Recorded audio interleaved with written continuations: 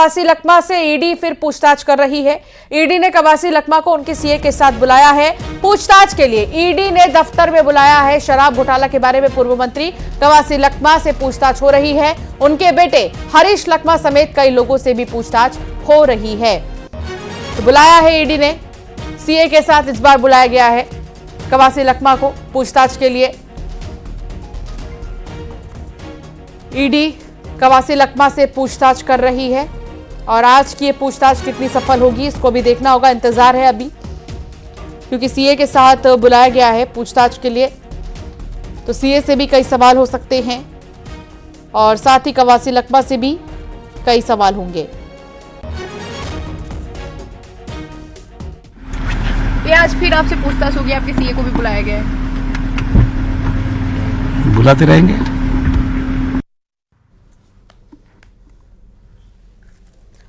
और अब खबर इंदौर से है, जहां चाइनीज मांझे की चपेट में आने से छात्र की मौत हो गई है। 20 साल के छात्र हिमांशु की मौत हुई है। बाइक से जाते समय मांझे की चपेट में आ गया।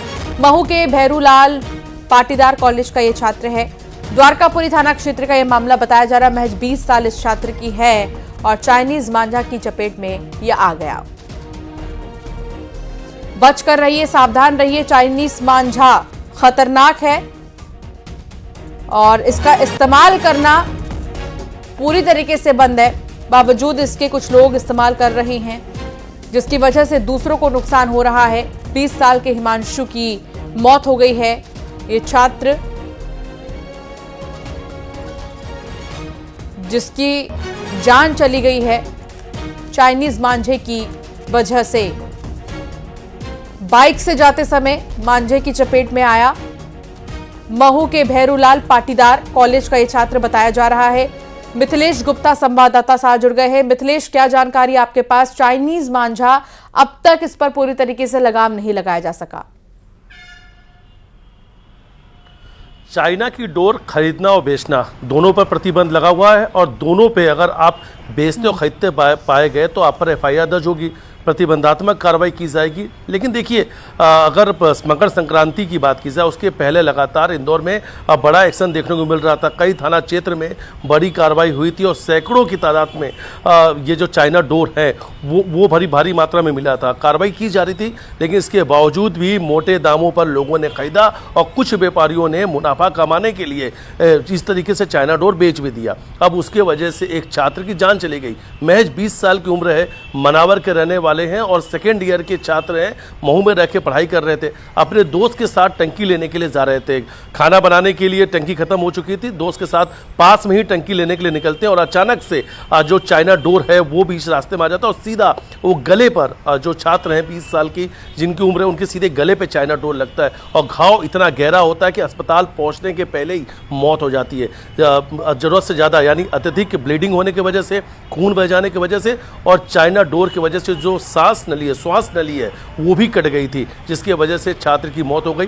जब तक अस्पताल पहुंचते तब तक जान जा चुकी थी। डॉक्टरों ने मृत घोषित कर दिया है। तो चाइना की डोर की वजह से एक 20 साल के छात्र की जान चली गई है और कई सारे ऐसे मामले आए जिसमें कई लोग गंभीर रूप से घायल हुए। एक वीडियो भी सोशल मीडिया पर इंदौर से वायरल हो रहा था जिसमें कुछ लोग ये दिखा रहे थे कि अगर देखिए कि चाइना की डोर कितनी घातक होती कि कार की रूप रेल तक कट गई। बिल्कुल, और वाकई में बहुत खतरनाक साबित हो रही है इन दिनों, इसलिए सावधान रहने की जरूरत है। बहुत शुक्रिया मिथिलेश। आपको सीधे लिए चलते हैं मुंबई, जहां प्रधानमंत्री नरेंद्र मोदी क्या कह रहे हैं, सुनिए।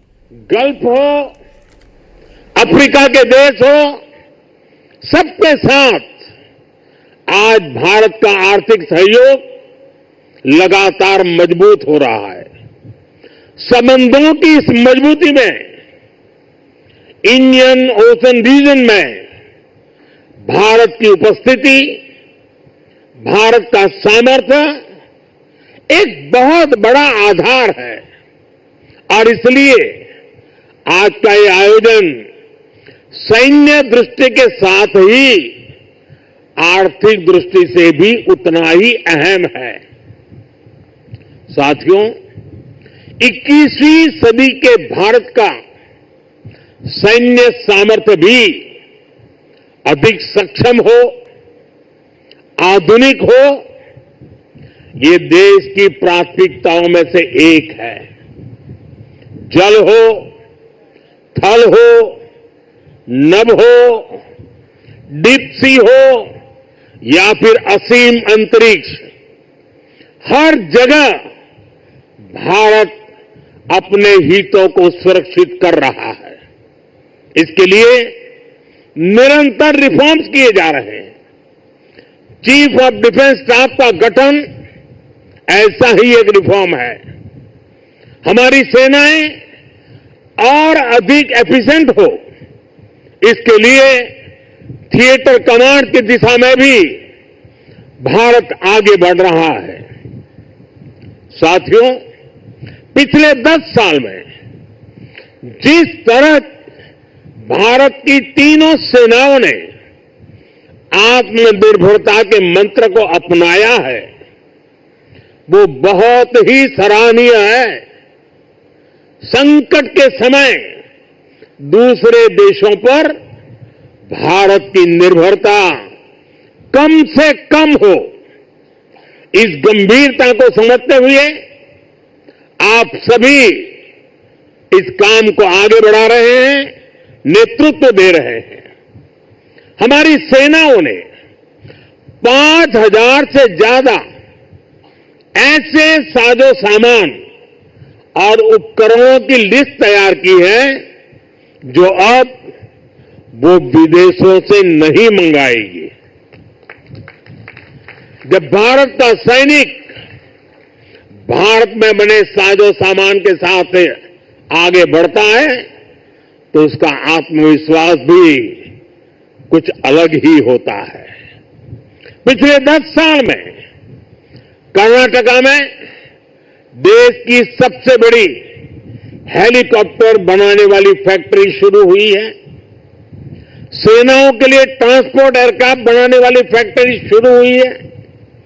तेजस फाइटर प्लेन के भारत की साख को आसमान की नई ऊंचाई पर पहुंचाया है। यूपी और तमिलनाडु में बन रहे डिफेंस कॉरिडोर्स डिफेंस प्रोडक्शन को और गति देने वाले हैं। और मुझे खुशी है कि हमारी नेवी ने भी मेक इन इंडिया अभियान का बहुत अधिक विस्तार किया है। इसमें मझगांव डॉकयार्ड के आप सभी। प्रयागराज में आस्था का सबसे बड़ा पर्व महाकुंभ चल रहा है। देश ही नहीं विदेश से भी श्रद्धालु पहुंच रहे हैं। इसी दौरान महाकुंभ से एक महिला खूब वायरल हो रही है, जिसके बारे में कहा जा रहा है कि वो सबसे सुंदर साध्वी है।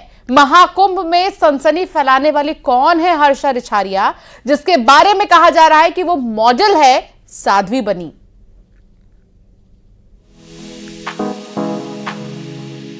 वो एंकर है, सोशल मीडिया इन्फ्लुएंसर है, उसकी अच्छी खासी फैन फॉलोइंग है। वो अपने फॉलोअर्स के लिए वीडियो बनाती है, स्टाइलिश लुक में रहती है, मिनी स्कर्ट पहनती है। लेकिन उसकी जिंदगी का एक दूसरा पहलू और भी है, जिसमें वो आध्यात्म से जुड़ी हुई दिखती है। वो भगवा कपड़ों में दिखती है, माथे पर चंदन का टीका लगाती है। महाकुंभ में हिस्सा लेने के लिए करोड़ों की संख्या में श्रद्धालु पहुंचे हैं और उन्हीं में से एक है हर्षा रिछारिया, जिसने महाकुंभ में सनसनी मचाई हुई है। लोग हर्षा के महाकुंभ में सबसे सुंदर साध्वी होने का दावा कर रहे हैं। लोग हर्षा के बारे में जानने के लिए उत्सुक हैं, क्योंकि शोहरत की दुनिया को छोड़कर उस पर आध्यात्म का रंग चढ़ गया। आखिर हर्षा ने साध्वी की राह क्यों चुन ली? महाकुंभ में हर्षा की भक्ति ने लोगों को आकर्षित किया है। वो पारंपरिक पोशाक और गेंदे के फूल की माला धारण किए हुए हैं। महाकुंभ में साधु संतों की मौजूदगी के बीच यही साध्वी हर्षा रिछारिया सोशल मीडिया पर खूब वायरल हो रही है। पेशे से एंकर और साथ में अभिनेत्री भी रह चुकी हैं। हर्षा ने अपने सोशल मीडिया अकाउंट पर एंकर भी लिखा है। वो कई डेस्टिनेशन वेडिंग भी होस्ट कर चुकी हैं, लेकिन इसके साथ ही हर्षा को आध्यात्म की दुनिया से जुड़ाव हो चुका है। वो उत्तराखंड में रहती हैं। वो 2 साल से आचार्य महामंडलेश्वर की शिष्या हैं, लेकिन वो सोशल मीडिया पर भी काफी वायरल रहती हैं। इंस्टाग्राम पर लोग उन्हें खूब फॉलो करते हैं। सोशल मीडिया पर वो जाना माना नाम है। लेकिन ग्लैमर की दुनिया से अलग हटकर वो शांति की तलाश में आई हैं। उनका कहना है कि साधना में उनको सुकून मिलता है, लेकिन अभी केवल दीक्षा ही ली है। वो खुश हैं कि महाकुंभ में उनकी लोकप्रियता में ज्यादा इजाफा हो गया है। हर्षा साध्वी की वेशभूषा, माथे पर तिलक और फूलों की माला पहने रथ पर सवार होकर महाकुंभ पहुंची और वहीं उनका मीडिया के सवालों से सामना हो गया, जहां उन्होंने खुलकर अपनी बात रखी। बुलेटिन में फिलहाल इतना ही। आप बने रहिए न्यूज़ 18 के साथ।